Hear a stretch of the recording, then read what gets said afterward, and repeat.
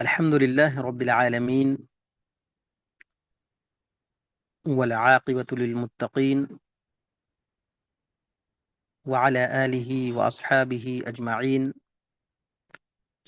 ومن تبعهم بإحسان إلى يوم الدين أما بعد.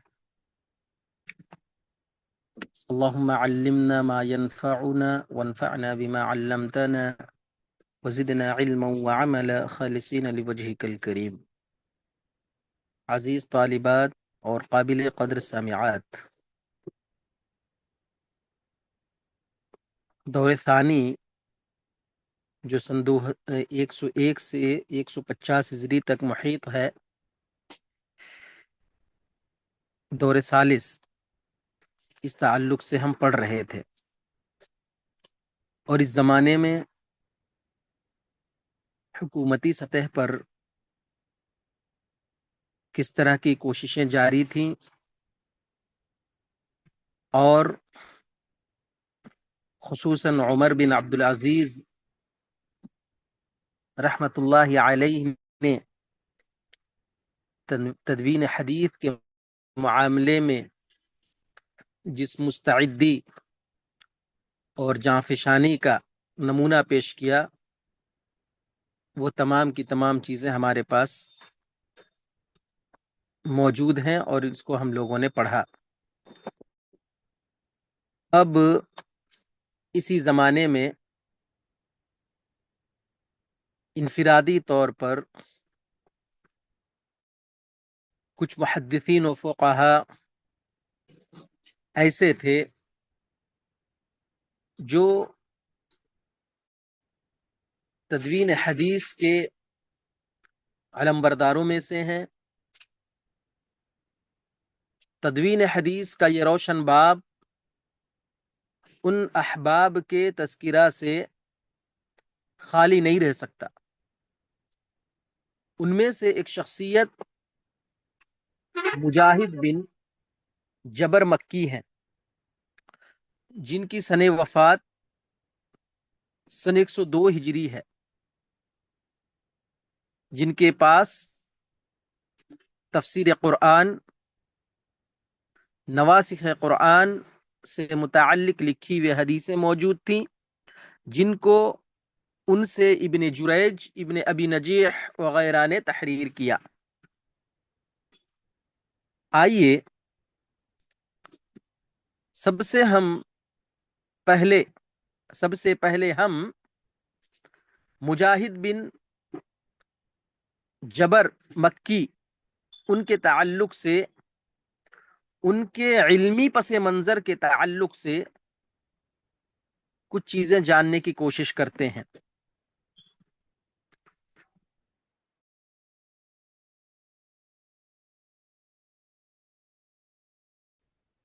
مفسر حضرت عبداللہ بن عباس رضی اللہ تعالی عنہما کے شاگردوں میں سے ایک شاگرد تھے جن کا شمار جلیل القدر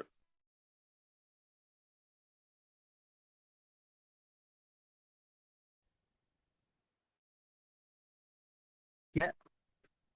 آپ نے تقریباً 30 مرتبہ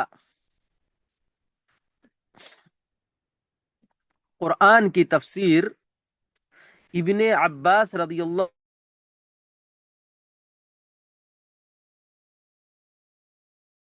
براہ راست اور قرآن مجید کے علاوہ احادیث رسول کے ضبط کرنے، اس کو تحریر کرنے، احادیث رسول کو جمع کرنے میں بھی آپ کیا ہے، سرگرم عمل رہے۔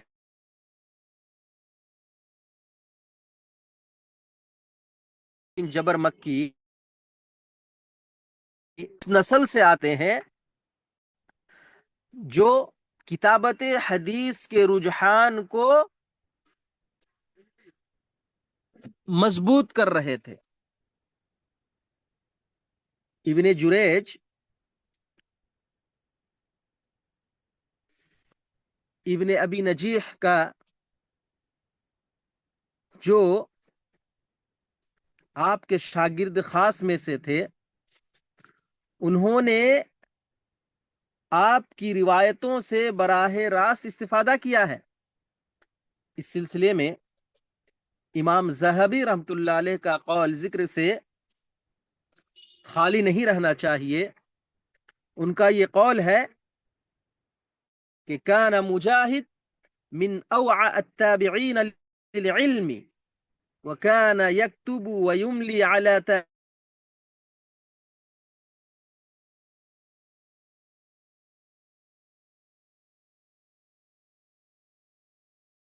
وہ کہتے ہیں کہ مجاہد بن جبر علم کے سب سے زیادہ حافظ، علم کے سب سے زیادہ محافظ تابعین میں سے تھے۔ وہ لکھتے بھی تھے اور اپنے شاگردوں کو اس کا املا بھی کراتے تھے۔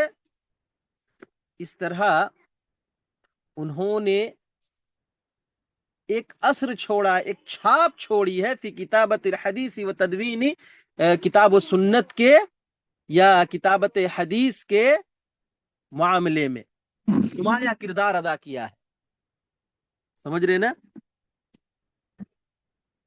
دیکھیے، مجاہد بن جبر مکی نے قرآن کی ہر آیت کی تفسیر حضرت ابن عباس رضی اللہ تعالی عنہ سے روایت کی،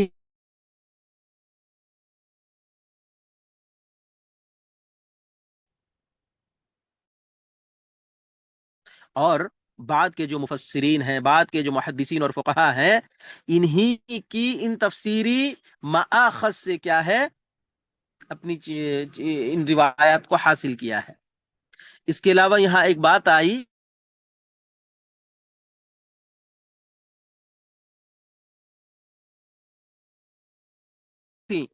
آپ نے خصوصاً ان روایات کو الگ کیا جو منسوخ الاحکام تھے، جو منسوخ ہو چکے تھے، اور اس کی بنیاد پر آپ نے احادیث کی درجہ بندی بھی کی۔ سمجھ رہے ہیں؟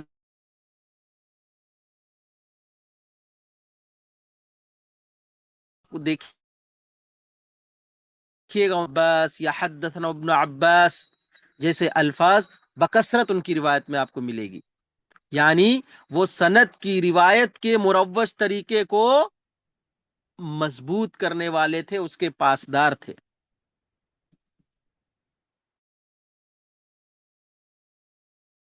گزرا ابن جریج جو تقریباً سن 1950 ہجری میں جن کا انتقال ہوتا ہے، جو وفات پاتے ہیں، یہ مکہ کے اولین مصنفین میں ان کا شمار ہوتا ہے۔ وہ خود کہتے ہیں کہ میں نے علم کو مجاہد سے حاصل کیا ہے اور ان سے تفسیر ابن عباس اور احادیث کو بھی لکھا ہے۔ اس سے کیا ظاہر ہو رہا ہے؟ اس سے یہ بات معلوم ہوتی ہے کہ ابن جریج کے پاس جو مکتوبات تھی اور ان کی جو تالیفات تھی، ان ساری چیزوں کی بنیاد مجاہد بن جبر مکی کی تحریری احادیث پر تھی۔ اسی طرح ابن ابی نجیح ہے نا، یہ بھی ان کے خاص شاگردوں میں سے ہیں جنہوں نے ان سے تفسیر کا اور حدیث کا دونوں کا علم حاصل کیا ہے۔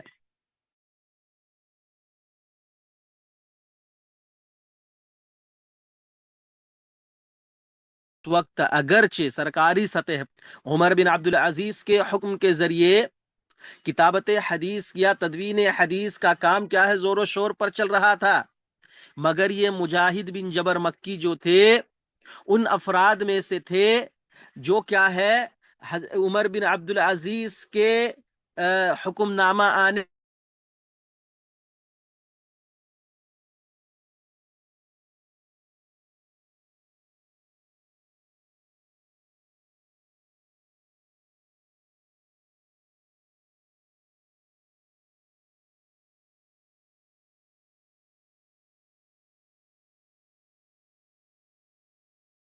تدوین حدیث پر مشہور ہے نا۔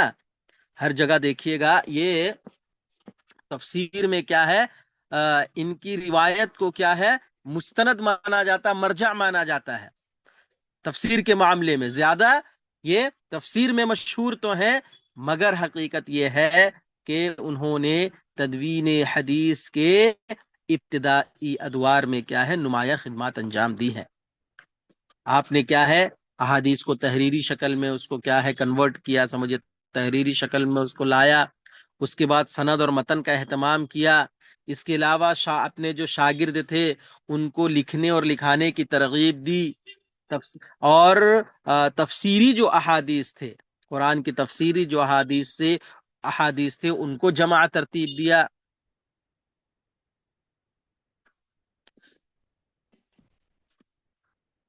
اب اس کے بعد آئیے، کون ہے؟ امام شعبی عامر بن شراحیل شامی، متوفا سن 103 ہجری، جو اپنے ابتدائی دور میں لکھنا پسند نہیں کرتے تھے، بلکہ سارا اعتماد حافظہ پر تھا، جن کا بیان ہے کہ ما کتبت سوداء فی بیضاء، کہ میں نے سفیدی میں کبھی بھی سیاہی کو نہیں لکھا، سمجھ رہے نا؟ لیکن بعد میں انہوں نے بہت ساری حدیثیں تحریر کی اور اپنے شاگردوں کو املا کرایا، انہی میں سے کتاب الجراح، کتاب الفرائض، کتاب الطلاق، مجموعہ فقہیہ، احادیث قضاء وغیرہ ہیں۔ دیکھیے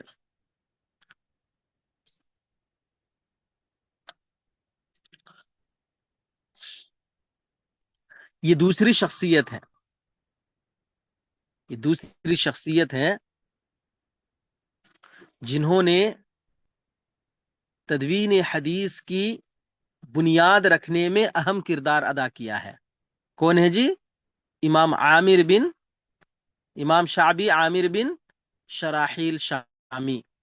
ان کا پورا نام پہلے کیا ہے دیکھ لیجئے، عامر بن شراحیل بن عبد بن ذی کعب الشعبی الحمدانی الکوفی، یہ ان کا پورا نام ہے، اور ان کی کنیت ابو عمرو الشعبی تھی، جو یمن کے مشہور قبیلہ ہمدان نامی ایک قبیلہ تھا، وہاں سے یہ تعلق رکھتے تھے، اور ان کی پیدائش تقریباً حضرت عمر بن خطاب رضی اللہ تعالی عنہ کے دور خلافت میں سن 20 ہجری میں ہوتی ہے، اور وفات جیسا کہ یہاں ہے 103، بعض روایتوں میں 110 کا بھی تذکرہ کیا گیا ہے، اور یہ تابعین کے درمیانی طبقے سے تعلق رکھتے ہیں، اور اس زمانے میں اہل عراق کے سب سے بڑے عالموں میں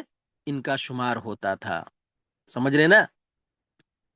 اور ان کے بارے میں آتا ہے کہ انہوں نے کثرت سے جو روایتیں کی ہیں بہت سارے صحابہ کرام سے کیے ہیں، ان میں سے حضرت علی ہیں، ابن مسعود رضی اللہ تعالی عنہ ہیں، ابن عمر ہیں، ابن عباس ہیں، معاذ ابن جبل ہیں، اور اسی طرح انس بن مالک ہیں، اور دیگر کبار صحابہ رضوان اللہ علیہ مجمعین سے انہوں نے شاگردی اختیار کی ہے، اور خود اس سلسلے میں فرماتے ہیں کہ میں نے 500 صحابہ سے حدیث روایت کی ہے، اور ان سب کے اقوال کو یاد کیا ہے۔ خود کیا ہے؟ امام شعبی کا قول ہے یہ۔ اور کوفہ میں نے جیسے بتایا نا کہ بڑے علماء میں شمار ہوتا تھا، کوفہ میں بہت سارے اس کے بعد علماء آئے، سفیان ابن ثوری آئے، ابن شبرمہ آئے، امام قتادہ آئے، امام زہری وغیرہ، یہ لوگ بھی ہیں، لیکن آ آ سب کیا ہے انہی سے، امام شعبی سے کیا ہے مستفید ہوئے، اور ان کا حافظہ جی بڑا حیرت انگیز کا تھا، بڑا کمال کا تھا، اسی لیے تو کہتے ہیں کہ ما کتبت سوداء فی بیضاء، میں نے کبھی بھی سفید کاغذ پر سیاہی نہیں پھیلائی، سیاہی نہیں انڈیلی، مگر جو کچھ میں نے سنا وہ سب کچھ یاد کر لیا۔ ان کے حافظہ کا یہ کمال تھا، اور یہ تو خود امام حافظ ابن عبد البر ان کے تعلق سے یہ گواہی دیتے ہیں کہ امام شعبی اپنے زمانے کے سب سے زیادہ یاد رکھنے والے شخص تھے۔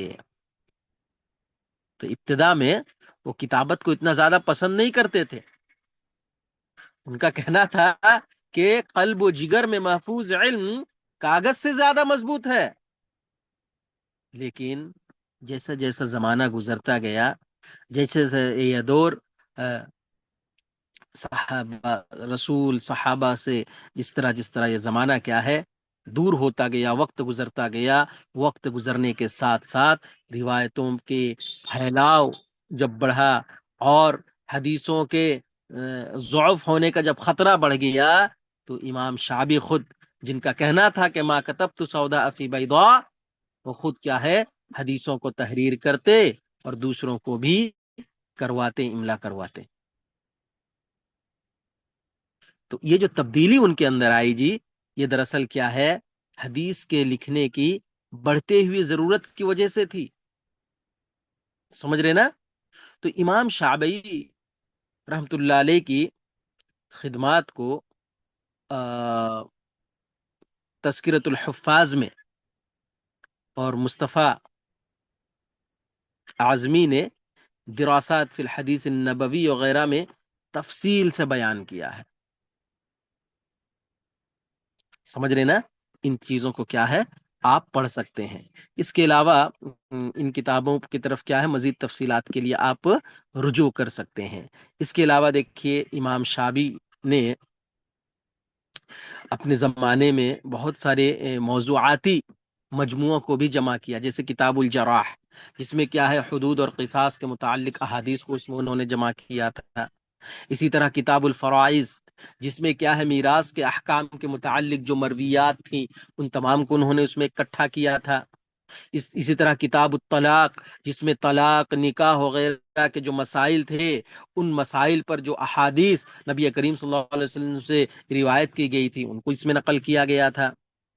اسی طرح فقہی مجموعہ کے نام پر انہوں نے صحابہ اکرام اور دیگر اپنے معاصر تابعین اکرام کے جو فتاوے تھے مجموعہ فقہیہ کے نام پر انہوں نے کیا ہے ایک مجموعہ جمع کیا تھا. تو اس طرح مختلف موضوعات پر انہوں نے کیا ہے اپنی کیا ہے کتابیں چھوڑی تھی.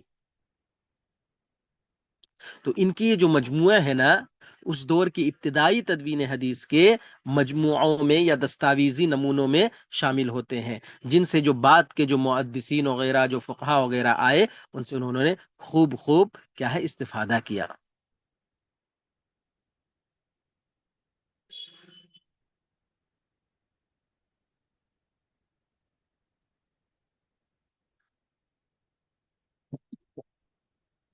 اب اس کے بعد آئیے کیا ہے جی، ابو قلابہ عبداللہ بن، اس کو رکھیے جی سامنے.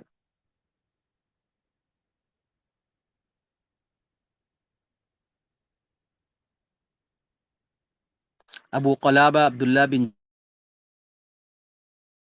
سن 104 ہجری، انہوں نے حدیثوں کا ایک بڑا ذخیرہ تحریر کیا تھا. ان کا کہنا تھا کہ الکتاب احب الی من النسیان، بھول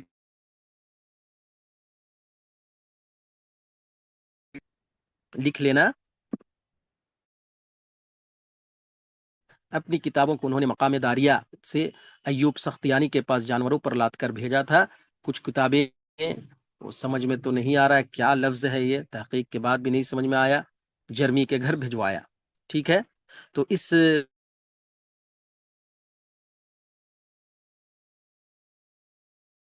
زید جرمی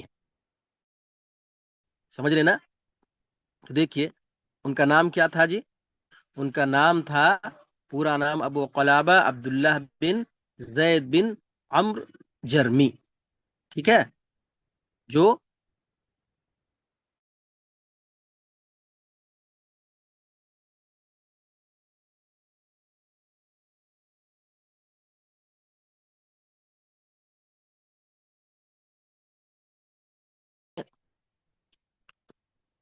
مروی ہے کہ یہ تابعین کے درمیانی زمرے سے تعلق رکھتے ہیں.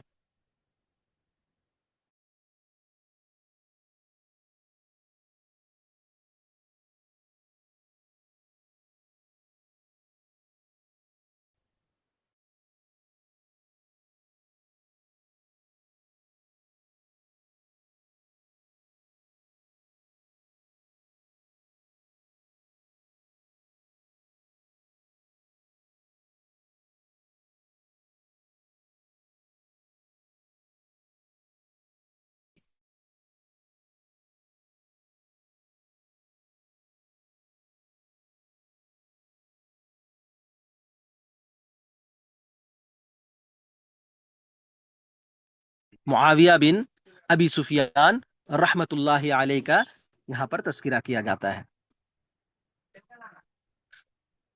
تو رضی اللہ تعالی عنہ کا یہ صحابہ کرام تھے جن سے کیا انہوں نے کیا ہے حدیث کا علم حاصل کیا. اس کے علاوہ بے شمار ان کے شاگرد بھی ہیں جن میں بڑے بڑے جو شاگرد ہیں جو بڑے تابعین میں سے ہیں. ابو ایوب السختیانی ہیں، قتادہ بن دعامہ السدوسی ہیں، ایوب بن بشیر ہیں، ابو رجاء القرشی ہیں، اور ابن سیرین رحمت اللہ علیہ مجمعین. یہ بعض مشہور ان کے تلامذہ میں سے ہیں. امام ذہبی رحمت اللہ